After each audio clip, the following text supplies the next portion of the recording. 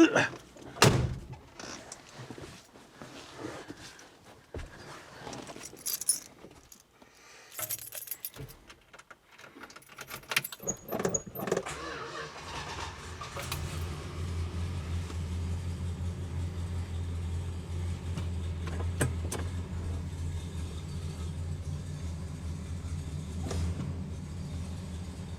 mirror.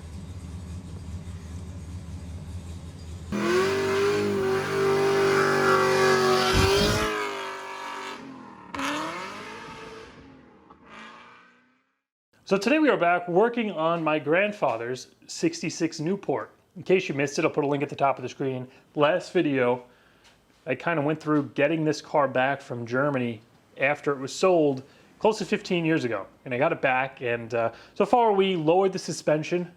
Well, we raised the suspension back up from being lowered, and I haven't really done anything else to it. I don't have plates on it yet. I'm actually going tomorrow with the documentation to get plates and, you know, get the title transferred, because this car actually has a title now.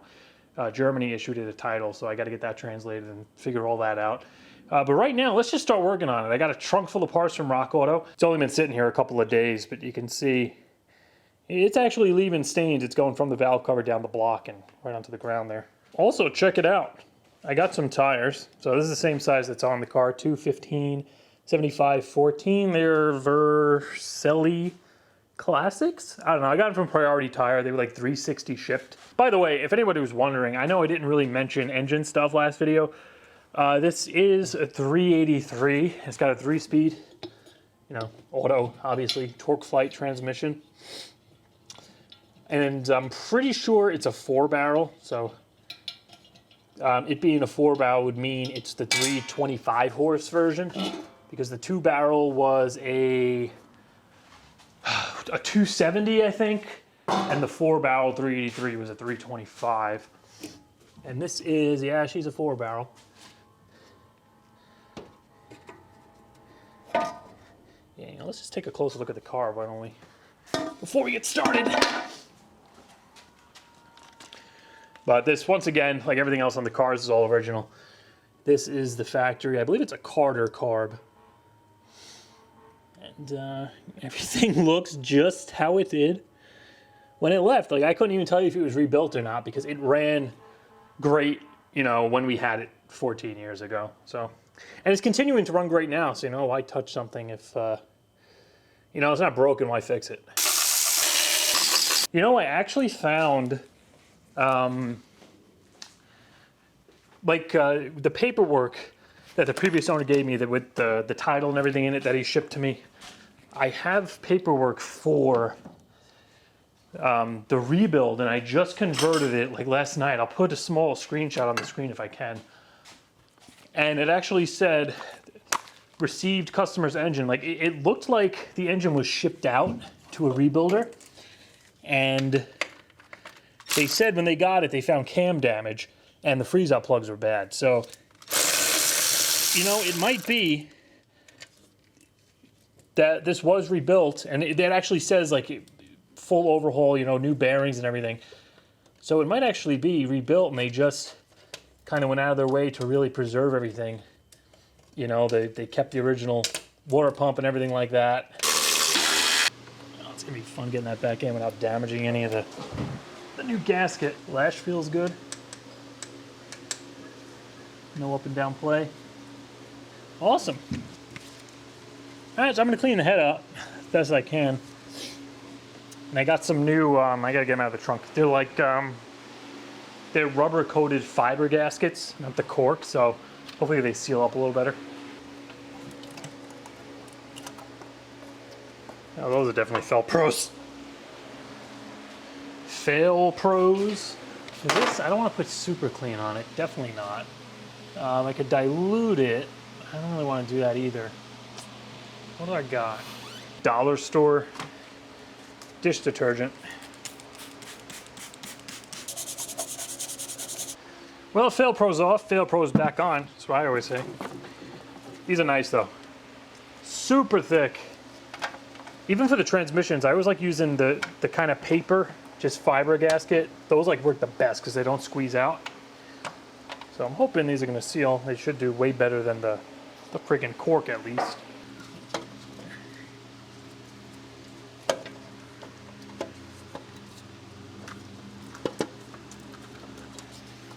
my best not to catch any wires between this.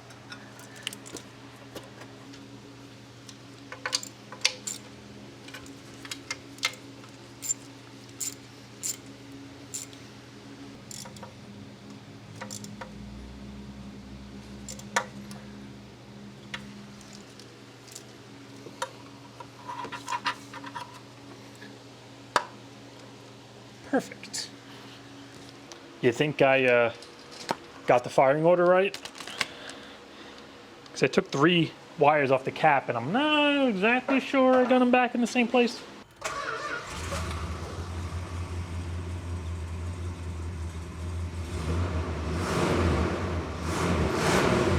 Oh yeah, that's correct. So there we go, flipped around. This side, still pretty cringe and smoky. However, this side, it's looking pretty good.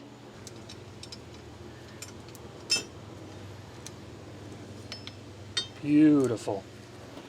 So much more room compared to the other side. Beautiful, look at that. Nice and clean in the valve cover. And more of the same. Looks immaculate.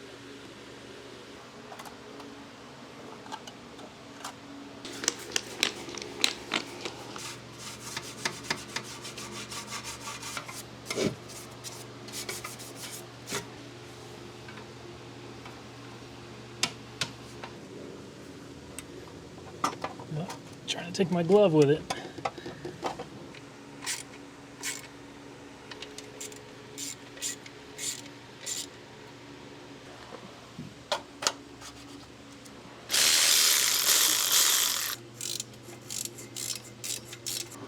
Leave any tools under there. Nope. Oh.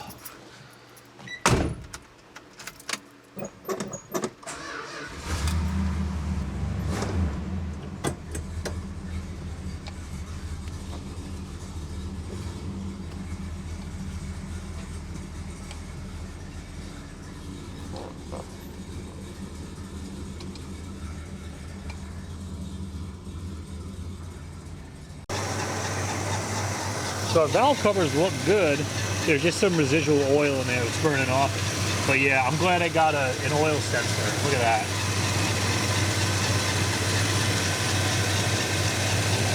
So let's see what we got here. I think that's all brake stuff. Bingo.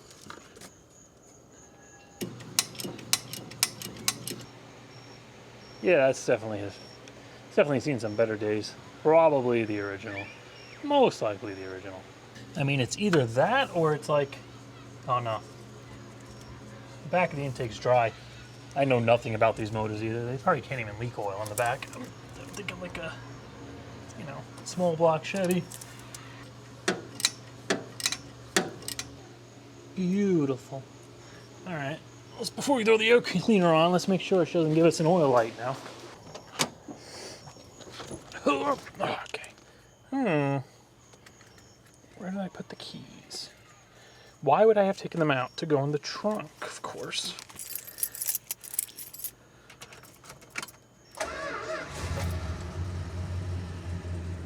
No oil light.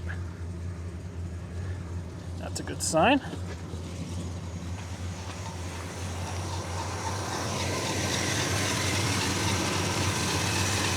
I'll brake clean that down a little bit, but that should stop the leak. Oh yeah, that was totally original. You could see the green paint on it. 58 years of service, still technically working. It just started seeping oil through the housing. Not too bad. Think I'll get that much time out of the one I just put in? Ba-bam. Perfect fit. Get our freshly cleaned up air cleaner back on there. Perfect. All right, so I got all the lights out of the trunk. So here's what's supposed to be in there. You know, run of the mill. Sealed beam. I forget which is which, but one of them has 2 prongs, and then the other has 3, depending on which one's high beam. And yeah, the regular glass steel beam light.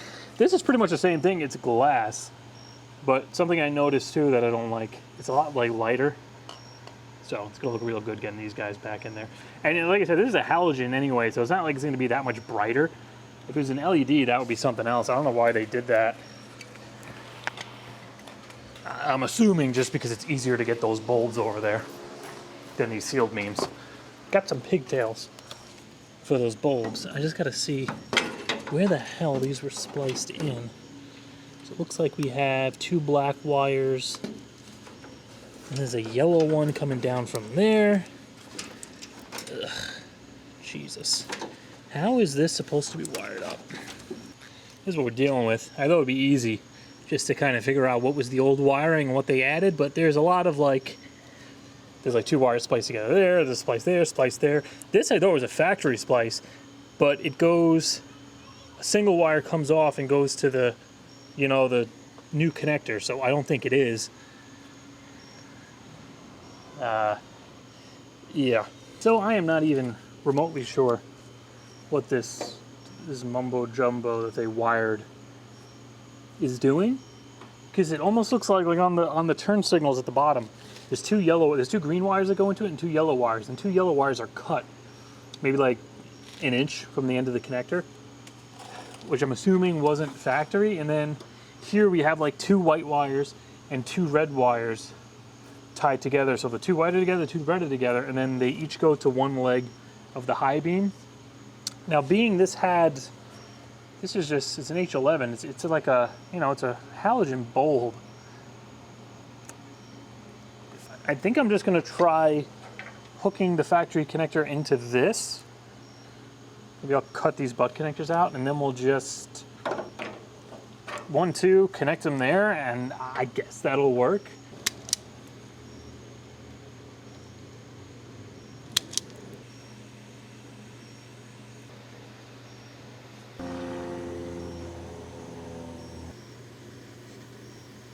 This is our high beam.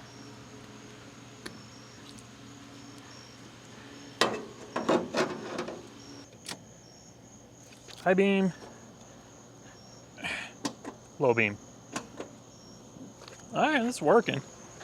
It's not getting hot or anything. I guess we'll just move forward with that. See what I mean? Like we have 2 red wires here that are just kind of tied off together. And then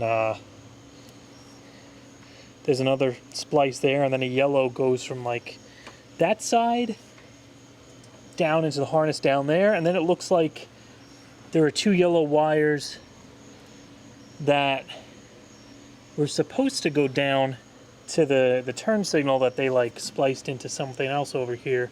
Now I just noticed the parking lights aren't on. You think that's something that had to be modified?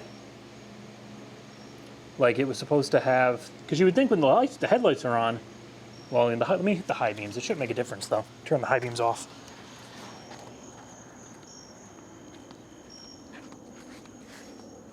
Yeah, we got tail lights, so you would think,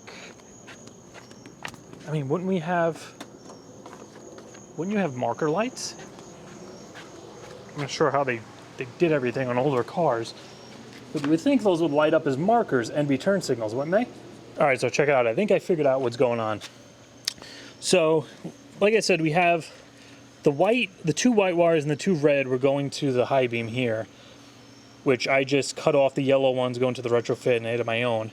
But then we had this red one just chilling, not doing anything. And then the 2 black were going to one leg on the low beam. And then this single white thick one was going to one leg on the low beam. And then the 2 cut wires that were supposed to go down to the turn signal, these 2 yellows, they're actually going to a single yellow that went into this little bulb in the low beam. And I thought maybe this was like the turn signal. They had to move the turn signal into the light for some reason, so maybe it's more visibly seen higher up for Germany. But then I went and I hit the turn signals. It didn't light up, but if I put the just the regular lights on, and we put it on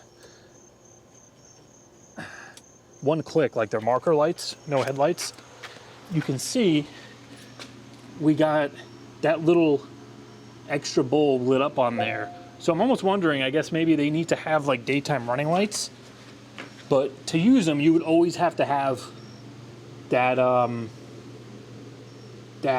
you know, the headlight switch pulled out when you're driving. That's the only thing I can think of that being, unless it's some kind of like parking light. If you're parked in the country, I don't know. I know you guys in Europe, you'll know right away, you could tell me. But that's with the weirdness that's going on. So I'm taking that and I'm running that back down. I already pulled the connector out, so you can see it here. This is the connector that goes down to the marker. Those are the two they cut. So I'm just gonna cut this bit out, reconnect those two yellow to here, run that back down to the marker, and I'm assuming these two black, these two red, and then the single white are gonna go to the low beam itself. And then everything should be back to factory, and then the way I did this on the high beam is actually correct then. All right, so it's the next day. I finished that up last night. I just finished up the passenger side now. Everything seems to be good. I actually put a posting up on Instagram, and I got a comment from a viewer. They said these lights in Germany, the reason they have that third little light that's in there, it's pretty much like a daytime running light, and then if you park on a main road, you're required to leave those lights on. And to hook that up, like I said, they took the power going down to the marker lights and they just ran it up there. So I reversed all that. Everything's working how it's supposed to. High beams on this car, you're supposed to have all four of them on. Low beams, the middle are gonna turn out and just the outside ones will be on. So now the inner one should be off and we'll only have low beam. And that's it. So those are back to the way they're supposed to be. Next up, I was gonna tackle the transmission, but you know, let's do something a little easier. I got some oil, let's do an oil change on it. Now I did actually go this morning and I started the paperwork. God, it's huge, was that like a 21? I started the paperwork to get the plates. So I gave them the German title and, you know, insurance and all that. Plates, I should have in a few days, and I'm just gonna have regular New York plates for now because the DMV requires you gotta mail out, you gotta get a picture of the plates and you gotta mail the registration to Albany for them to review it. You can't just go to the DMV, you know, with your old plates and have them give you a registration for it. So for now, God, what is that? It's like a 22? Just so I could drive it, I'm gonna just get regular plates on it. And then I'll go and, you know, send that out so I could get those, the orange ones that are on the car right now on it. And they said it's gonna be about 3 months before I get the actual transferable registration for this thing, because they gotta send, you know, the German title and all that stuff up to Albany. Woo. And then after they approve it, you know, they might get back to me, ask for more info, whatever. After they approve it, then they'll send me the transferable registration, because in New York they don't issue titles for cars older than 1973.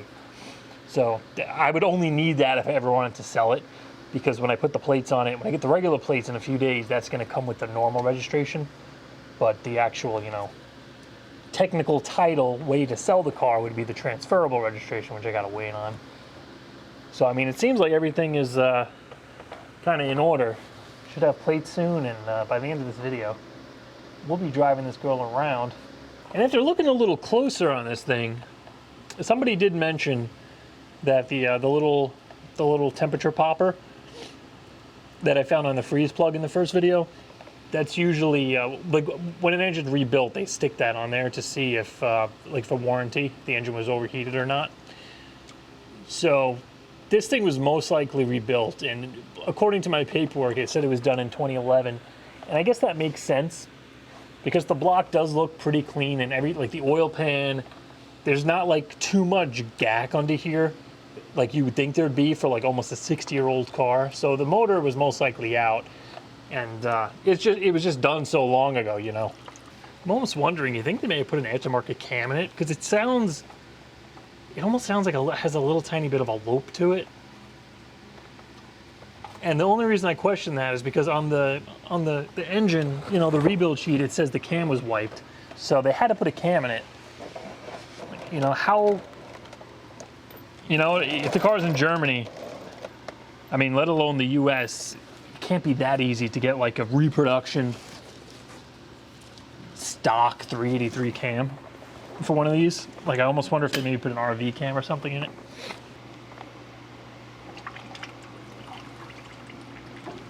Oh, this is a big boy compared to what was on there. Fits though. All right, so for my oil of choice, you'd think, you know, it'd be #1 on my list, but the oil looked good. I wasn't really planning on changing it, at least not right now. But when I was in AutoZone, grabbing trans fluid, I was like, you know what, let's just get some oil, assuming they have what I need. And they did. So I'm going with some 1040 conventional. I figured, you know, conventional is good enough for it. I don't know what they rebuilt this with, what tolerances, what materials they use. I want to just put what was in there back in. And then I got some zinc Lucas additive. I guess I throw this whole thing in there. Maximum protection, use 1 full bottle with each oil change. So we'll just throw this whole bottle in. And they don't sell AMSOIL, at least I don't know what vendor does. We don't have an O'Reilly's over here, at least not on Staten Island. So let's see, this is the 5-quart jug. Should take almost all of this. Ugh. Should be enough to at least get it off the ramps.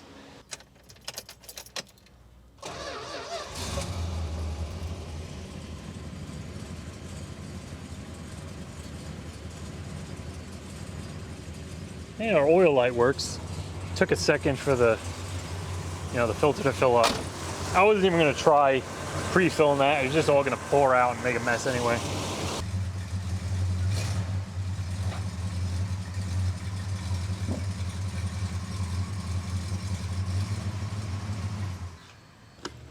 Assuming Edmark probably means 1 quart, right? I'll just finish this up. Why not? Perfect. Right at the full mark. Ugh. Who knows if this thing was ever dropped? Yeah, I don't remember this having a drain plug. This has to be an aftermarket pan now. And boy, is that a shallow ass drain plug.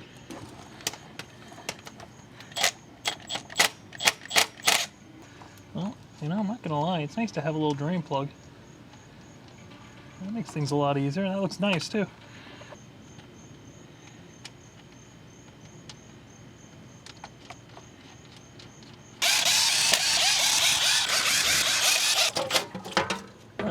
There's still a bunch in there, and I'm pretty sure I missed the pan.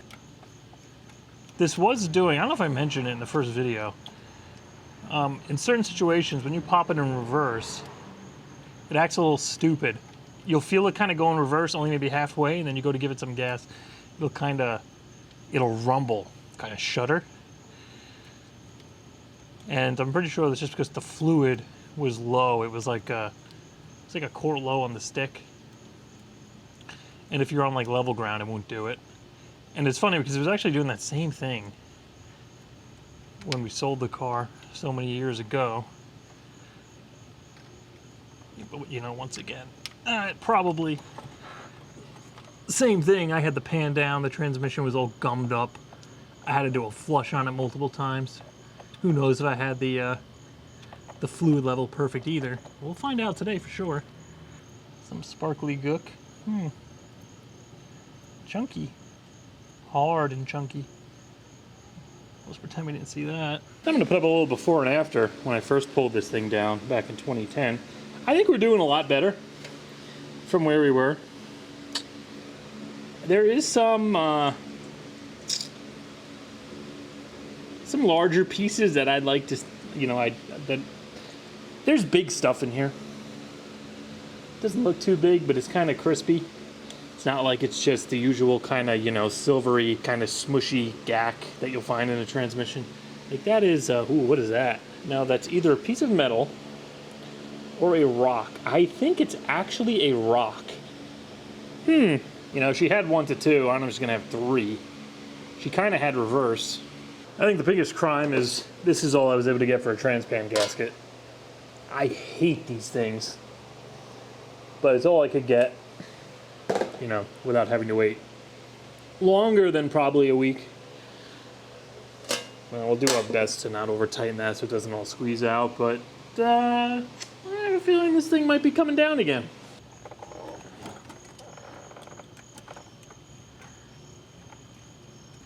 So I got all my bolts, I don't know if you can see that, they're all in there. Just poking through, holding the gasket in place. So I'm gonna carefully, very carefully, just kind of get these guys started.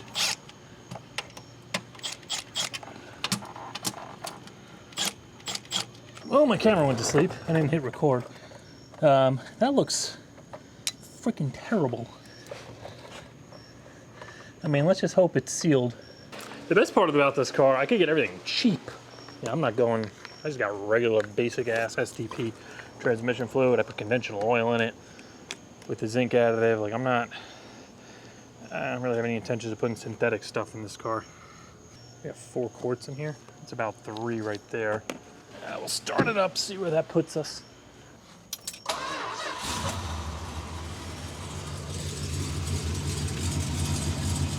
Well, it's not immediately pissing out the bottom, so that's something.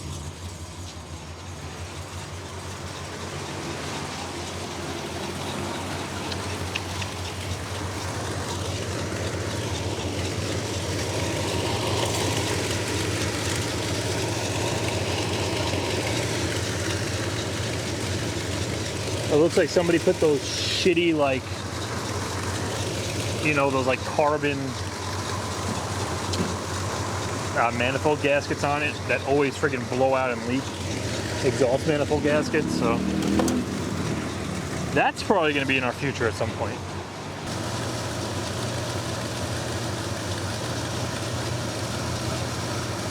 Oh yeah, right into reverse, nice and firm.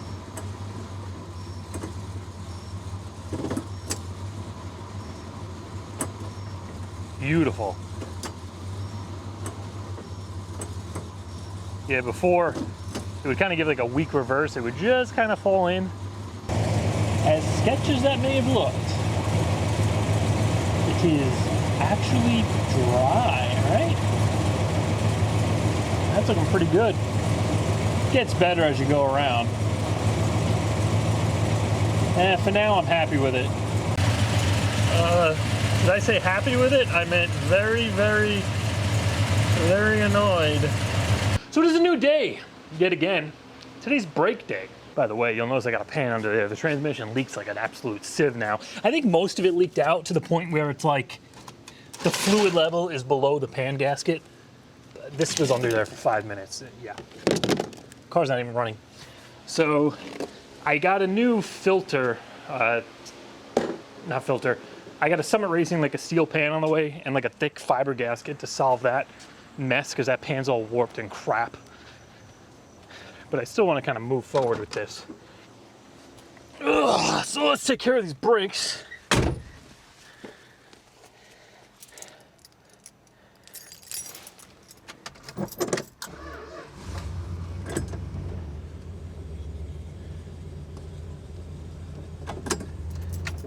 Just jack up one corner at a time. If there's anybody out there who, you know, I'm relatively certain it's just the pan, but if you have good luck with those really shitty rubber gaskets, please let me know, because every single one I use, although not as bad as how this is leaking, they always just don't seem to seal, and at the very least, seep. Okay, let's get you up.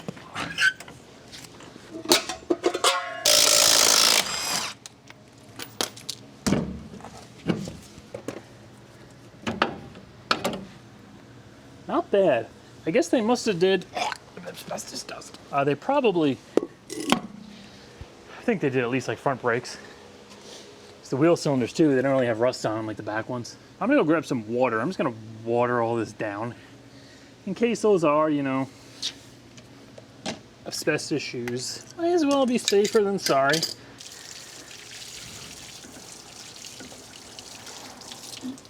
Yeah, these drums look like they were cut too. Now I know some people absolutely despise drum brakes. Personally, I don't mind. I kind of like them, especially when you're dealing with a setup like this, where you can kind of pull the whole hub off. It's really easy to access anything. Before you do anything, always a good idea, take a picture of the setup.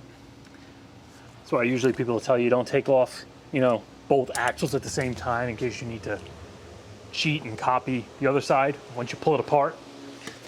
If you don't remember how it went together, I got the appropriate tools. I've done them without them. You could use, you know, vice grips pretty much. You'll be able to break this whole thing down, but having the right tools, this is like a $13 kit I bought from Harbor Freight back in 2009 when I got my first car.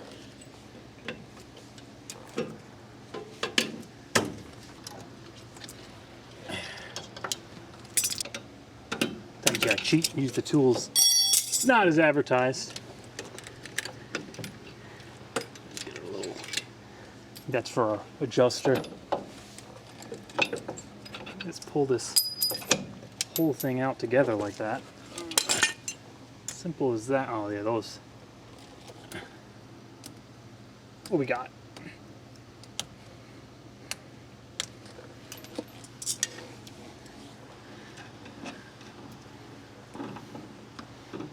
It might be water, but I'm almost certain it's not. Because the other side was like, yeah, oh man, look at that. These brakes were probably taken care of, like, I don't remember. I may have put wheel cylinders on the front of this. I really don't remember. Because I do remember cracking into the brake system and pulling off the front drums for something. I don't know if I was just checking it, but I mean, these wheel cylinders look new and they are absolutely shot. Line wrenches I hate, like absolutely despise, even though, you know, I am using Harbor Freight ones. Sometimes you just need the leverage of a vice grip. There is no fluid coming out of that line. That's a little strange. 17 did it. You know, that's probably not the size. This car's like 60 years old. All right. Oh, that whole thing comes out. All right. That's what I was dealing with. I can't believe that actually turns. I don't know if I should be happy or frightened. I was able to turn it with the open end of the 3/8. Well, there we go. You see, it's pretty tight. I don't know. I think those are going to be a bitch to get started. I mean, worst case, we could take this backing plate off. That's probably what you're supposed to do. But we got like cotter pins going through with the tie rod mounts here. Now these are left and right specific, at least for the front. The backs don't matter, and that's just because the way everything's going to mount up. So the line's got to go out the front, and then the mounting bolt's got to be on the bottom. You try to go put this on the other side, it's going to be opposite.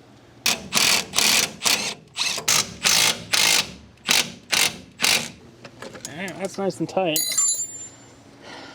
Let's get these bolts back in. Let me throw a hose on.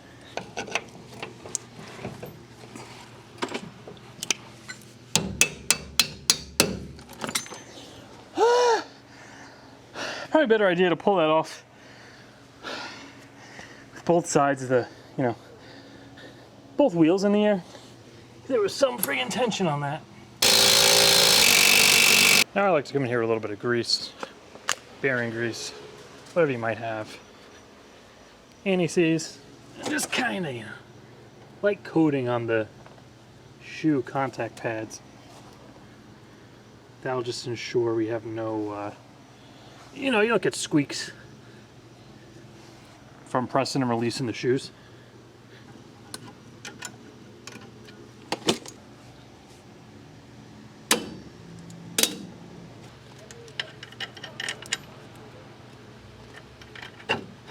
Well, unfortunately, my forgot to put my second memory card in the camera, so I am out of space. I don't know how much of that.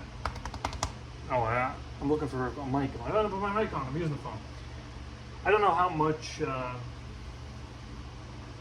that brake job you guys got, but I got the passenger side together. Right now, I'm just gonna do a little repack on the bearings. Got a new seal to pop in there. They're not terrible at all. I'm just gonna wipe them down and just give them a little more grease. I'm not even gonna bother cleaning them because they actually look really good. These definitely look like new freaking bearings. I mean, they are absolutely fine. No pitting or anything. Let's see if this guy slips on. Shoes are adjusted all the way down. All right, we look good.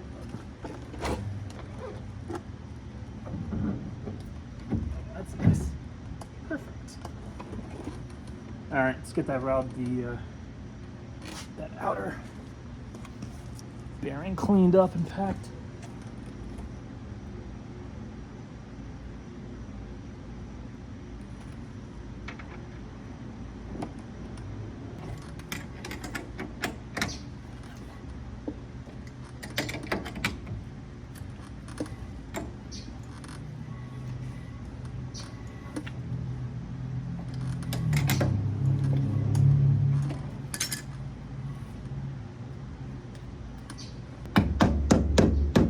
Well, there we go. It's all flipped around. Now we could tackle driver's side, and then we'll head towards the back.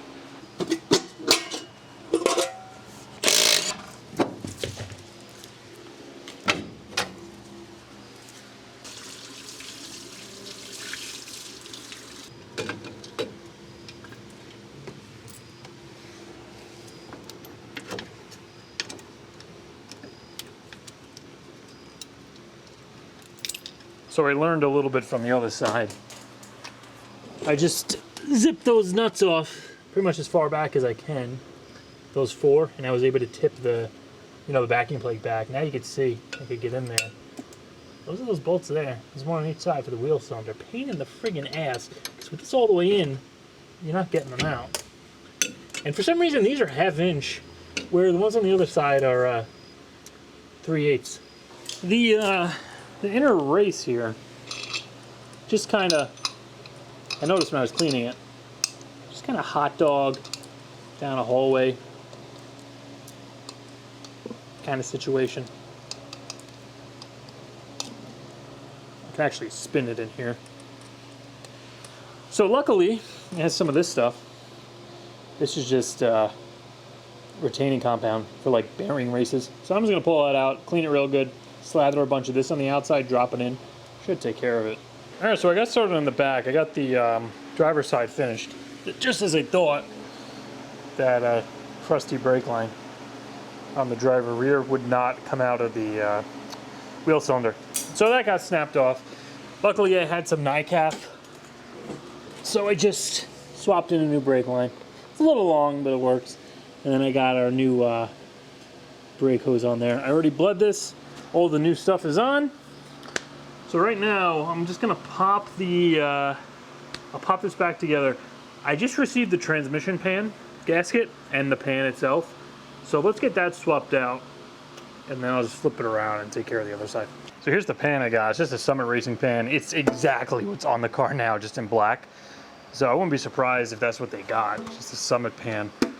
But we got the most important part, the gasket. You can see, this is pretty much just like a modern gasket you find on like a 6L80E or probably any modern transmission. It's hard plastic, and then it has the rubber kind of going around.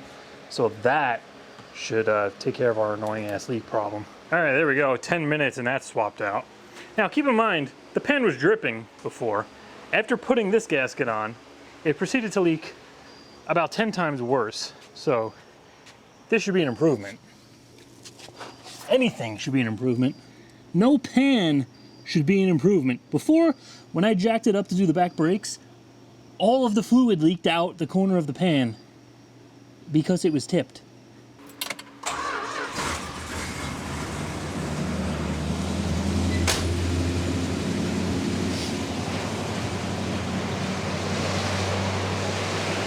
I can't really see too well. However, there's nothing on the ground. And even if there was seepage, it is nowhere near as bad as it was before. It's actually possibly fixed. Or at the very least better than when I got the car. So it seems like that that thick gasket is the way to go. You get that cork and that rubber crap. The rubber's the worst. So it is the next day, or night, another humid day. But the brakes are done with the exception of the master cylinder. So I got all the shoes swapped out, we got all the wheel cylinders done, all the brake hose is done. They're all bled for the most part, with the exception of the right rear, the one I just finished up, but we're swapping the master just so it doesn't really matter. Now, you guys are going to probably think I'm a little bit strange, because I know everybody's probably going to be yelling at the screen, go do a dual pot master, but I decided just to go with the original, you know, what's on the car. Everything else is staying original. Might as well leave the depth trap master cylinder. Something I noticed, a little strange, it actually warns you to not bench bleed it, so I guess we'll listen to that. And should be an easy swap. Also, in other news, after pulling the car out, the transmission pan is still leaking. Now, I'm not 100% sure if it's the pan, it might be the dipstick tube, or like a cooler line. I don't know, there's a brake fluid and get some of that. But I think it's I'm almost positive it's still the friggin' pan, because it's not leaking nearly as much. It's actually a little better than when I first did it.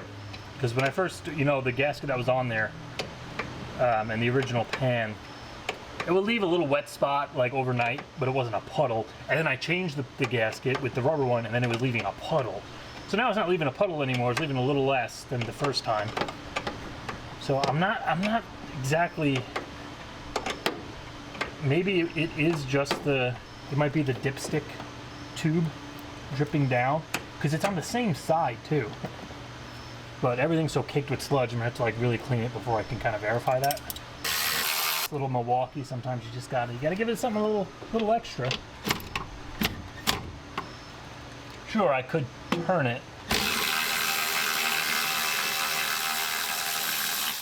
But when you're in a tight space, you just kind of drop it on while it's spinning.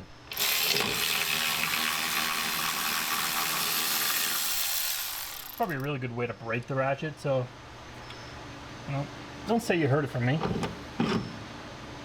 All right, there you go.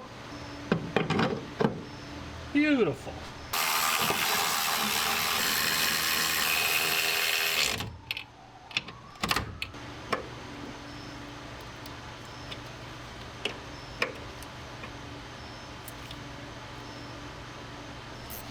Kind of wild. I never really worked on anything this old, with the exception of when I worked on it 15 years ago, 14 years ago. Everything is it's SAE, American, like no bolts, nothing's matching. Like I want to go and grab, oh, it's probably a tank. I used to work on like LS stuff and newer GMs and newer, you know, Mopars and shit, and everything. It's like I know just instantly. Oh, it's going to be a 1/2 inch. Oh, it's going to be 7/16. It's actually really, really nice. Yeah, it just splattered everywhere. Nice. Not exactly sure the best way to do this. I feel like if I leave it open, it's probably just going to, if it's anything like my Camaro, it's going to shoot a waterfall of brake fluid up. We'll cap this, we'll pump it, and then we'll go around each wheel. Hopefully, it doesn't fight us too much. Well, you're supposed to start at the furthest point, right?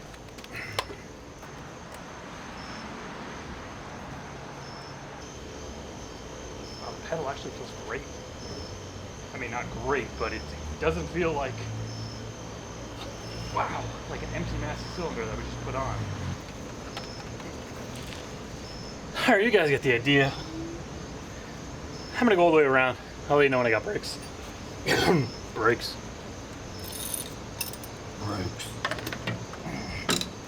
I need a brake, I'll tell you that. All right, so it took me about 20 minutes. I had to go around twice. I pumped them, they felt a little spongy. Then I went around, just gave them a little gravity bleed for a few seconds with the lid off. And they feel good, pedals firm. We'll see once it's on the road. But I think I'm calling it for tonight. Next up, I should have the plates. It's Sunday now, tomorrow's Labor Day. I should have the plates hopefully early Tuesday. So Tuesday, maybe Wednesday, we'll be on the road in this thing. But Last thing we need to take care of is the air conditioning, which I'm waiting on a couple of parts. We might take care of that in the next video when we do the paint correction and kind of get it cleaned up and do the final kind of ride and drive. And the cooling system, maybe we'll take care of that then too. But I guess I'll see you guys once I have the plates. All right guys, so it is a couple of days later. The Newport is finally legal. Just got the plates yesterday. Funny thing is, the date on the plates actually said the 27th, so I think these were actually, they've been ready for quite a few days. It's probably a good thing they didn't call me, because I'd probably totally try to drive this thing with the leaky brakes. We gotta do one last cold start. At least for this video.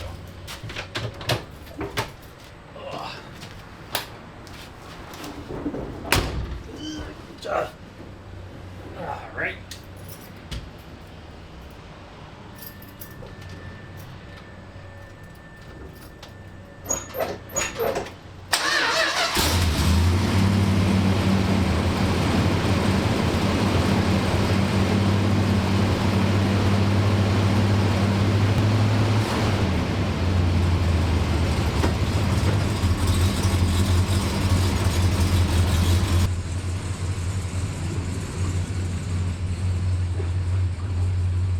All right, so here we are on the road in the 66 Newport. Now, I'm not gonna lie, I took this car out yesterday, so this is technically the second day out with it.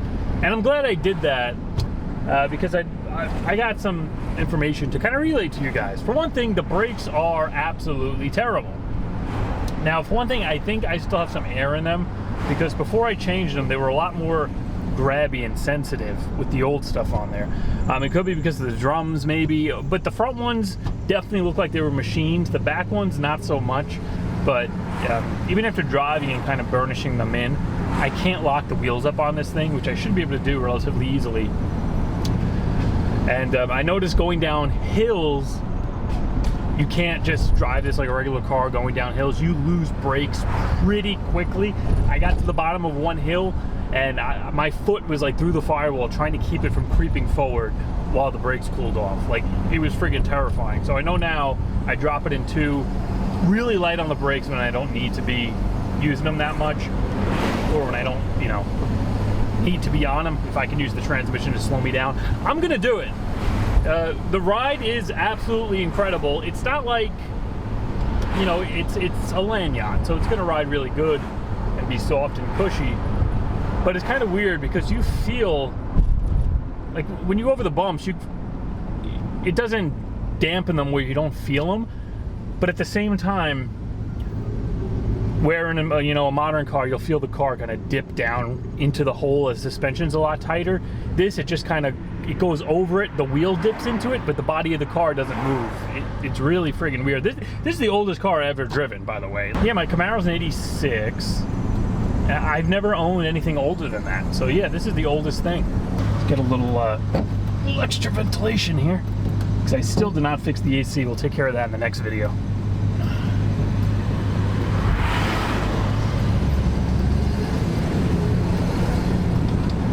Temperature has been absolutely great. No complaints there. It just rides so good. All right, so here we are on a hill. I'm gonna throw it in 2. That helps tremendously. A little bit of brake, let the transmission slow it down. You don't even need them going down the hill. Back and drive.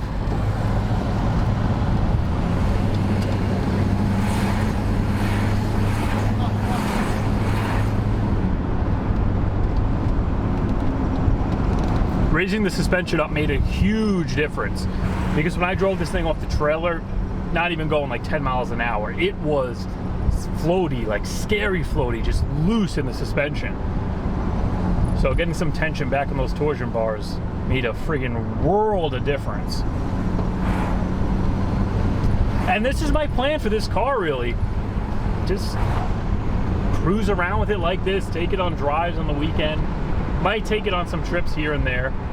I did have it on the highway also yesterday because I drove it to work, It's actually not bad with the 3-speed. It'll cruise very, very easily at 65, 70.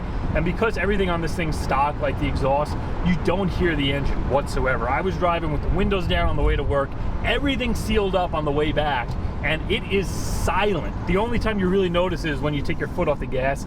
Obviously, you'll feel it kind of slow down a little bit just because there's no fourth gear. You know, it's kind of trying to engine brake as you get up there in speed. But other than that, I have no problem taking this on a trip with torque flight at like 65, 70. It seems to handle it pretty good. You could probably even go 75, 80 with it. Just the pillarless windows, having everything rolled down. The vent window just blows you directly with air. This is the only car that I'm actually fine, for the time being, you know, it's not 100 degrees out. I'm fine not having the AC working because you get so much friggin' airflow in it. A few fun facts about this car. My mother told me that you can never, my grandfather never drank or ate in it, so let's not tell him about this. He never drove it in the rain, and if he did get caught in the rain, as soon as he pulled it in the garage, he would dry it off. Apparently he rarely used the AC, and the back windows were never really rolled down. They used to get yelled at if they would touch the windows in the back. So the back windows are a little stiff, especially the rear left. I gotta try to pull that panel off to kind of free it up. It's at the point now, I don't want to keep rolling it down because the window, the motor or the, you know, the mechanism is kind of starting to skip when I crank it. So we gotta take a look at that. And yeah, we're gonna charge the AC up. We're gonna flush the cooling system out. And I don't really see anything else that needs to be done. And of course, I gotta drop it off for state inspection. And the tires I'm going to get installed. Probably try to bleed the brakes a little more, see if I can get them to lock up, or at least, you know, bite a little better. But other than that, man, this is a great car. Everything's original. Like, you couldn't ask for more as far as the way the engine's functioning, the carburetor. It fires right up in the morning. Fast idle works fine. It idles right down when you blip the gas. Like, the choke's working great. Everything. You can just hop in this car and drive like it's 1966. Like, there's no drama, which is incredible. On my last video, I know a few people were suggesting some things to do with the radio. I think a couple of people mentioned the retro sound radio, which I'm not going to do. They're kind of cheap and plasticky. Yeah, they kind of look like they sort of match the interior, but that's not the route I want to go. Literally, I just want to be able to hook my own music to the AM radio. I don't even care what it sounds like. So if I can pull this radio apart and just add like a little Bluetooth adapter, either through the antenna port, because it's not like I'm going to be using AM radio, or just soldering it directly to the amp, that's probably what I'm going to do.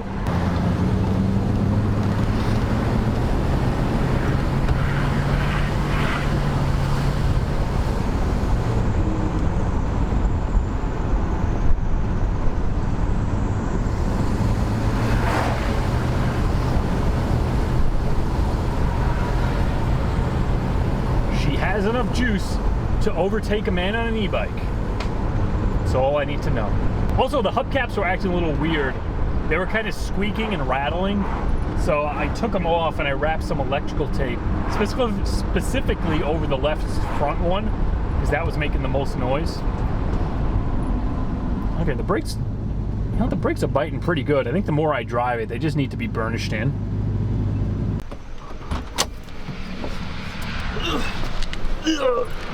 Doing my best to try to like climb over the seat and not slide out, because I really don't want to mess that interior up. But she's looking good, a little dusty now. So next video we'll get her cleaned up, detailed, polished out. We'll take care of that radiator, we'll take care of that AC, and I'll get the tires thrown on with the state inspection, and she's going to be good for the fall. Really, really happy with the way this thing rides and drives. Like, it just feels like a new car. It's incredible.